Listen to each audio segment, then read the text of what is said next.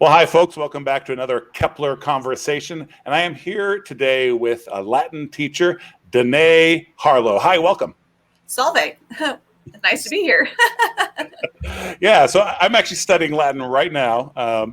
And so you say salve, and I get all excited. Say, Yep. Hey, I recognize that. And I'm using a part of a curriculum or a tool that you're using with your courses. So. Fun. It is fun. Actually, this is my screen right now. I'm prepared to share it later, so everyone will be able to take a look at the Picta Dicta. But before we get into how the course works, there's a description on our website, the Lingua Latina Prima. There's a light and there's a rigorous, and we'll get into that. But the description says that this class will teach using the innovative Picta Dicta curriculum. What is innovative about it? Is that the same word as innovative? Yes, that's how I say innovative. Okay, that's a new one to me. I was like, what did I write there? I'm so sorry. No, it's fine. I actually, if the longer you know me, the more you'll find little secret Braziliannesses. That's great. The one my wife enjoys pointing out is how I pronounce the capital of Georgia. And I'm not going to say it right now because I'm thinking about it. There are certain words I just say unusually. Right. So yeah, enjoy. But meanwhile, so what's new and distinct and exciting about this thing? Yeah, so Picta Dicta is a online and paper curriculum developed by Tim Griffith, the professor at New St. Andrews College here in Moscow, Idaho. And he, through his vast experience teaching junior high, high school, and college, realized that it's one thing to present language well, but it doesn't always get learned well. And so Picta Dicta is designed in a flipped classroom model where students learn the vocabulary and learn the grammar through interactive quizzes, basically. But they're actually so fun that we consider them games. Okay. And by using all of your senses. So it's visual, obviously you see the word, it's there's a picture of the word, and then there's also it's auditory, you get to hear it. You can hear it as many times as you want. And then there is the English presented as well if you need it. But we don't rely on the English to learn. We're actually using our perceptions of pictures and context to be able to figure out what Latin is teaching as a language. Okay, yeah. So there was a little more in the course description that kind of caught my attention, and you're sort of hitting on it now. The description said that the class will focus on learning the basic grammar and logic of Latin. Okay, great. Context of pictures and stories. So we saw some of Picta Dicta, and then this. Translation will be used minimally, as the goal is to get the student to understand the Latin through itself. What does that mean? So I stole that name. It is not my name. So the textbook that we're using in conjunction with this Picta Dicta is Hans Orberg's Lingua Latina Per se illustrata, which means the Latin language illustrated or presented through itself. And this entire book, it has no English in it. It's all Latin. Mm-hmm. And even the grammar explanations are in Latin. And the reason being is basically like getting immersed into the Roman language and the Roman culture. But obviously you're starting at a very simple context. Yeah. So if you want to learn, French, and you just go to France, you don't get kindergarten French, you get adult French thrown at you. So this is simulating being thrown into a culture or at a context, but at like a really minimal level, and then it slowly builds. So with that in mind, translation isn't necessary for understanding, but we use it to confirm or to solidify understanding if needed. So often I'll have my students, we'll read a paragraph and they'll act it out, and I'll ask them comprehension questions about it, and they'll respond in Latin. And then inevitably there's usually one student who's like, that one sentence, I've tried, my brain is not wrapping around it. It's like, okay, we talk about the grammar if we need to, or sometimes it's like, well, what do you think it means? And they'll translate it. I'm like, no, you got it. Or, oh, actually, look at the ending of canis there. It's actually dative, not accusative, or something like that. Oh, okay. And then that really helps. So, yeah. And then the more advanced you get in Latin, you can use translation because you want to you want to use Latin as a means to understand what God's done in this world for us, right? Latin's not the end all be all. It's a way for us to get into our Christian and classical heritage and to be able to investigate these texts. But if you only can talk about that with other people who know Latin, that's not going to be helpful. You obviously want to be able to translate it. But if you start with translation, unfortunately, your brain ends up going to too many processes, right? So if this is canis, right? Sorry, I'm trying to do this on the screen. This is canis. And then up here, there we go, is a picture of a dog. But over here is the English word dog. And you have to go canis equals dog. Oh, that's the fluffy thing that drools on me and is happy, right? With the way you feel. That actually is one extra step that we don't need if necessary. But it's also really nice to check the students' understanding by having them translate. But that's not the only way. We also act out. I have them draw comics and pictures. And it's really fun. And they love acting out, especially when I've taught junior high in the classroom is most of my experience. But doing skits is their favorite thing. So can we do skits in online classes? That is something I'm going to have to experiment with. Let's experiment. Yeah, absolutely. Well, I think you can. It's just not going to be interactive, right? Yeah. So just like I was trying, it's a little bit difficult, but you're over here. So if I wanted to punch you, I could, I could still punch you. I think you'd be amazed at some of the stuff the Kepler students did. Right. So I'm a language teacher. We did all sorts of fun stuff that way, but we had a talent show, which I don't know if you got to see that because you weren't with Kepler last year, but there were some videos that were interactive that way, and the kids planned them out and all that, and it was a great time. Yeah, but I'm excited to experiment in the online platform because I haven't done that before. It'll be fun. Of course there are limitations to teaching online, things that you can't do in person, but then there are so many things that you can't, things that you can only do in person. But then there are so many things that you can only do online that just, open up a whole new realm of possibility. Correct. So you'll have fun experimenting with that, I know. Yeah. It sounds like one of the things you're really drumming on here is just thinking in Latin. Correct. Okay. So, maybe we talk a little bit about the importance of that, because I have told many of my students as I've taught ESL and teaching Spanish, and I've taught adults often, and I can't, countless times I have told these adults to just try to sound like a second grader. Like, stop trying to sound like a grown-up because you're not there yet. Like, just talk like you're 7. It'll be fine. Right. Like, exactly. Think about what a native 7-year-old sounds like. Right. That's actually something to aspire to. Right. But so there are no native 7-year-old Latin speakers. How does that touch? Is this what you're proclaiming here a big deal in Latin? Right. So the Picta Dicta program itself does a really good job of immersing you in the Latin and having you think, because it's illustrated stories that are acted out, and then it has you basically caption pictures of what's going on in the textbook itself.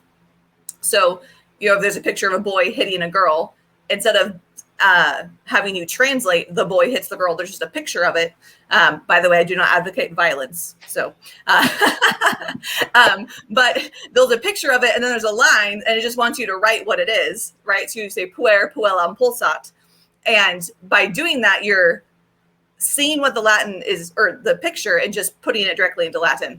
Now, sometimes your brain can use the English, but you're not doing it intentionally. Like you're trying to just figure out what's going on from the vocab and pictures, And the way I explain it to my students when we get to this book is when you're in chapter 1, we speak in chapter 1 terms, right? So the term I like to use is colloquial, not so much, I just blanked on it, but what's the word when you, I guess fluency. I'm not trying to teach fluency. Okay. At least not right away. It's just not possible. Like you said, you just don't know enough. Stop pretending you know more, because you're overthinking it and it actually makes it harder. Yeah. So I like to call it colloquial, which just means speaking back and forth, able to have a conversation. But the colloquialness is focused just on what they know. So they know the vocab and the grammar in the story of chapter 1. And we talk about chapter 1 in Latin in terms of, and I only use chapter 1 grammar when explaining it. For the most part, I'll sometimes throw in a few things, but I'll make sure to be very clear. And I'm usually acting it out or drawing it of what I'm saying. Chapter 2, then they learn a little more, etc. So as it builds, so they are basically, yeah, like I said, they're like kindergarten. They're learning kindergarten level. They're not all of a sudden being thrown into calculus. But by the time they get to the end of this book, which it'll take us a few years to get through this book, because it goes from knowing no Latin to knowing all Latin in one textbook.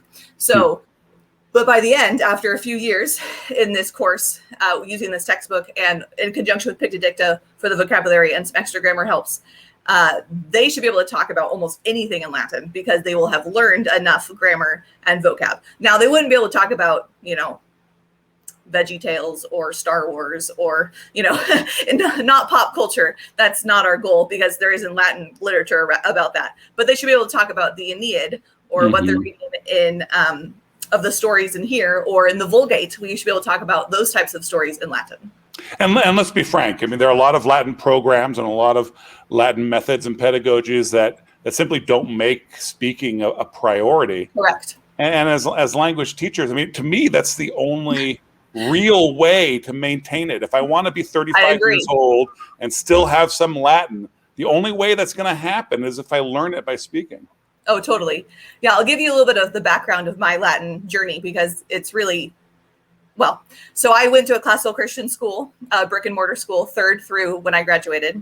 And 3rd grade is when they started Latin, so it was a great time to enter. But it was all following, for 3rd through 9th grade, the grammar translation method or curriculum, which is the most common one used by classical schools and homeschoolers, where you memorize vocab, you memorize some chants, and you translate. And there's not speaking composition or even written composition often. And then if there's stories, the stories are translated. They're not read as stories necessarily. Now, there are variations of those kinds of curriculums, but that's how it goes. I loved Latin in 3rd through 9th grade because I am a logical, puzzle-oriented person. So I liked it for the fact that it was like Sudoku,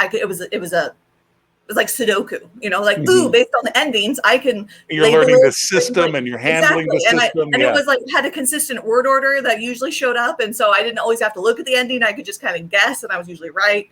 And, but I remember talking to parents of some friends of mine who are like, wow, you take Latin. That's so cool. Say something in Latin. Amo, amas, amat, amamos, amatus, amant. Like, what's that mean? I'm like, I love, you love, he, she. That's not really a sentence. So then I remember actually composing my own little sentence that I was going to memorize so I could just say it to people. I don't remember what it was anymore. So then I was like, something like, amo matrem et patrem. And they're like, what's that mean? Like, I love my mom and dad. Like, it was like, I had to memorize it. But then when I was in high school, I had a Latin teacher who had learned other languages before. Obviously, he knew English, but had taught himself a few other things, knew Greek, and basically got hired as like, hey, you know languages, why don't you come teach Latin? And he basically had to teach himself, but he taught himself Latin like he had taught himself German and actually Greek, which he taught himself to speak it. And he used this curriculum. And so I got introduced to this at the end of 9th grade and used it in 10th and 11th grade in high school. And we didn't get very far, like I said, because a lot gets covered in this book. So I got through maybe 2/3 of it. And I myself wasn't quite learning to speak Latin, but I could understand what he was saying. And it was enthralling as a student. And I remember sitting there when I was about 15 saying, I want to grow up and teach Latin like he's doing. Because that actually is making sense and it's a language. And I'm laughing along to jokes. And they're all in Latin. And I'm reading stories and they're hilarious. And I can write my own little story. And it's not perfect, but I'm way more than I'd ever done before. So when I was done with high school, I attended New St. Andrews College with the sole goal of being a Latin teacher. And then had the privilege of being hired at Logos School, actually during my senior year while I was still at New St. Andrews. And was there for 8 years and living my dream. And it's literally been my dream job. And I'm very excited to be teaching only part-time and online as I'm expecting my first here in a couple weeks. But I'm so thankful that I can still teach. And this really is my dream job. People are like, aren't you tired? Teachers get so worn out. It's like, no, are you kidding? I love it so much. And let me tell you about when I was a little girl. I know. It's been my dream since I was 15. And I'm one of those really weird, nerdy people that and God's like, okay, here you go. Here are all the doors, and the doors just open for me. And it's been fabulous. So I love that. Sorry, go ahead. Oh, I just say, and then I like to try to translate that love to my students, and it works, most of the time, I think. Yeah. Well, that's exactly what I was going to comment on. I mean, like you could have decided that the way to geek out on Latin was to just immerse yourself in these systems and on mastering these systems and made that a burden for your students. But no, what you decided to geek out on was the joy of the joke, of the fluency of understanding, and then an understanding that'll express itself, manifest itself differently for different students. Yeah, totally. That's super cool. Yeah, and I still do geek out on the grammar, though. I am definitely a grammar nerd, but I have to remind myself that that's maybe not the most important thing for a junior high student. It is important, don't get me wrong, but they also have to be enjoying it. If they don't enjoy it, they're not going to learn. Right. So. Well, as we kind of near the end of our conversation, I would like to talk a little bit about this class, Lingua Latina Prima, as it's presented on our website.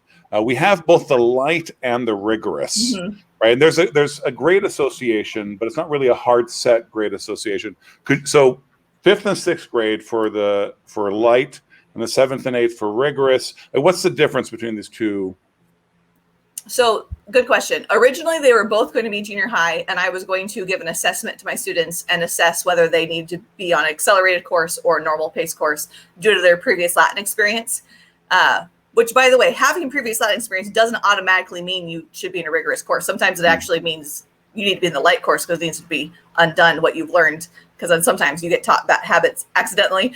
But as I was talking to Tim Griffith, the creator of Picta Dicta, he was saying how if there's a way to start younger, that actually is even better, because then you have a chance to get further. So we decided to reword the classes where the light is focused on the younger students. So they would be primarily using the Picta Dicta platform and the textbook for that first year.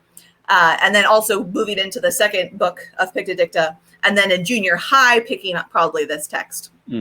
Where the rigorous one starts with going quicker through Picta Dicta and then jumps into this text in that first year. Okay. So that's the basic difference. What are the different kind of expected results? Obviously, understanding that different students respond in different ways. What are the course objectives? How are they different for the light and the rigorous? The objectives themselves actually are the same. It's just the speed through which we go through the material. So everyone will still learn how to be learning Latin colloquially, learn how to read it in context, speak it in context, depict it in context. So yeah, it's really just more of the speed, which is why I called it light and rigorous, not like beginning or advanced. It's just the speed. Yeah. All right. So I'd love to hear maybe an illustration of an activity that you like to do with your students to encourage conversation as they start advancing. So I don't think I'll be able to make this work online.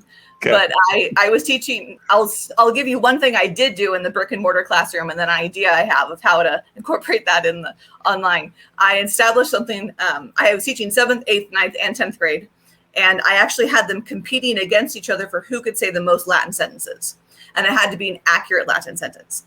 I found that if I punished students for speaking in English, all that did was frustrate them in the classroom, because sometimes English is necessary, or they just don't know how to say it in Latin. And I didn't want to have that prevent them from answering or asking a question.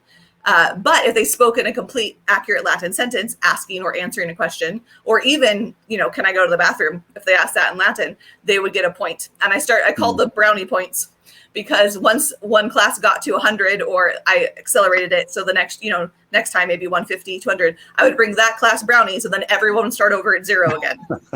Okay. And it was a lot of fun because it really incentivized speaking in Latin and composing their own sentences, but it didn't punish them if they messed up or if they spoke in English. I have to say, I'm dying to know what these virtual brownies of yours are going to be. Yeah, so that doesn't obviously work the same.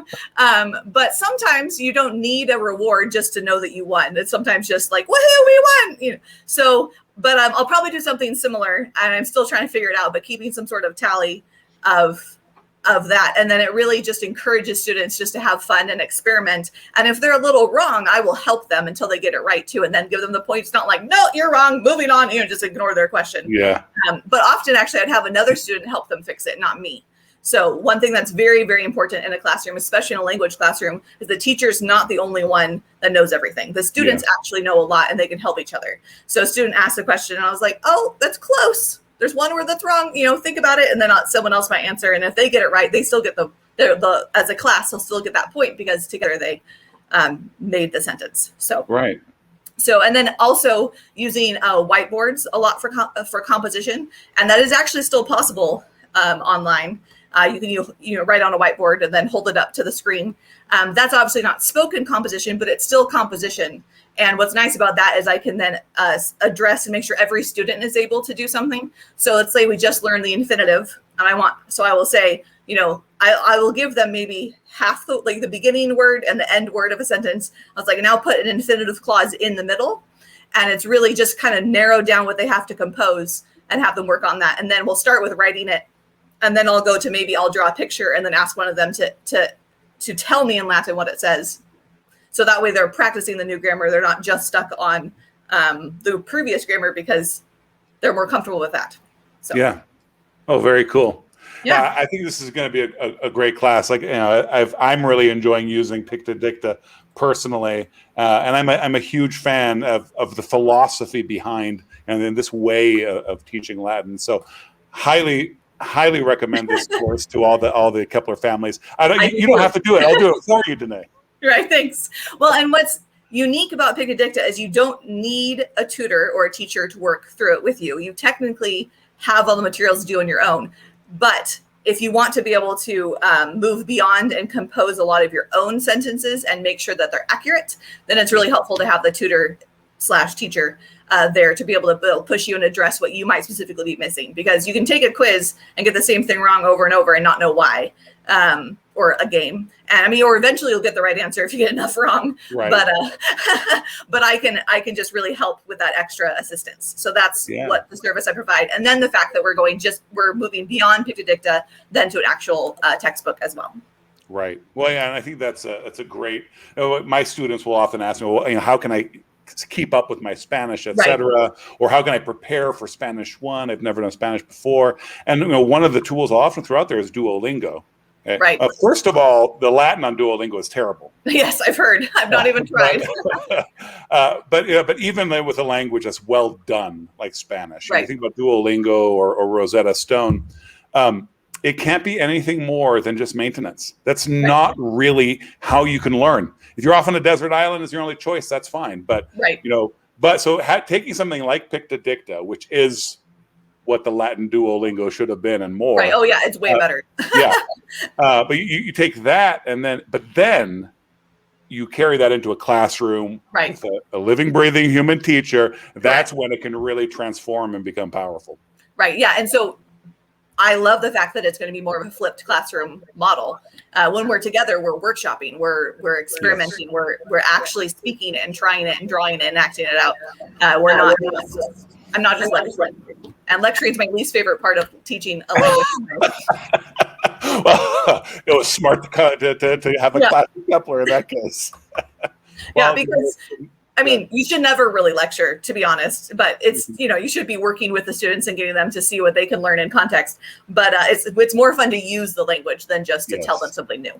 And to know that your time together is supposed to be like we all know that this is the interactive time. Right. Everyone's already prepared for this moment. So it is pretty refreshing to have that. Well, I appreciate you coming on and talking about this course. I'm looking forward to this fall. And when are you expecting your child? In 3 weeks. So give or take a week or two. So before the fall term starts. Yes. Oh, definitely before school starts. Lord willing. Please don't keep him in there that long. All right. Well, great talking to you. Thank you, Danae. Thank you. All right. So long.